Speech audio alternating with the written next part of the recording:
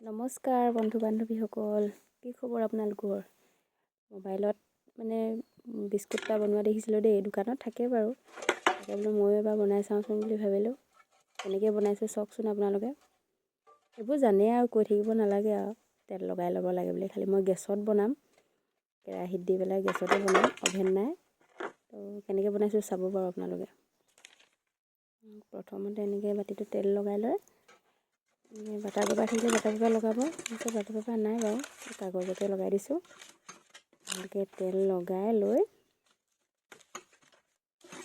সকলোৱে জানে আৰু এইবোৰ কেনেকৈ কৰে। এইবোৰ ইমান আৰু কৈ থাকিবলৈ নাই আৰু, সকলোৱে জানে, নিজৰ সুবিধামতে কৰি ল'ব।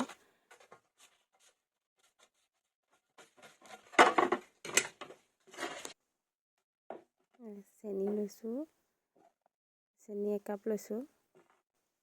চেনি পিচি লৈছোঁ, মানে পিচি পেলাই মিহি কৰি লৈছোঁ। চেনি 1 কাপ লৈ পেলাই এই ময়দা 5 কাপমান লৈছোঁ দেই। চেনি 1 কাপ, ময়দা 5 কাপ।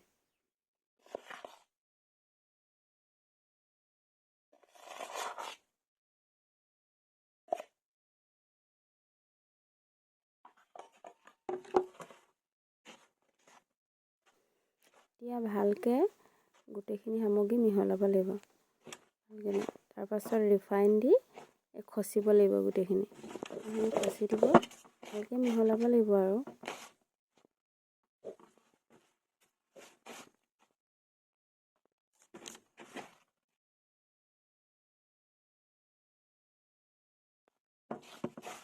ৰিফাইনটো মানে ইমান দিব, প্ৰথমতে এনেকৈ চাব মুঠি পাৰি পেলাই লাডু হৈছেনে নাই, নহ'লে আকৌ দিব। এতিয়া দেখিছে নহয় মই কেনেকৈ কৰিছোঁ, এনেকৈ গোল কৰিব পৰাকৈ দিব ৰিফাইনটো, যাতে লাডু কৰিব পাৰি, লাডু কৰি তাৰপৰা আৰু গোল কৰি পেলাই দিব পৰাকৈ।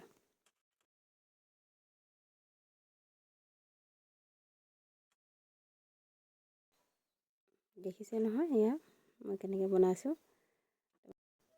মই ফুড কালাৰ অকণমান দিছিলোঁ, মানে দেখুৱাবলৈ থাকিয়ে গেছত দিয়াখিনি থাকিয়ে গ'ল কৰিবলৈ ভিডিঅ'। খাবলৈ ভাল হৈছিলে বাৰু দেই, ইমান বেয়া হোৱা নাই খাবলৈ। প্ৰথমবাৰ বনাইছোঁ যেতিয়া ভালেই হৈছিলে। আপোনালোকেও বনাই খাই যাবচোন, বেছি বস্তু নালাগে ন, ঘৰত থকা বস্তুকেইটাইহে ভাল হৈছে।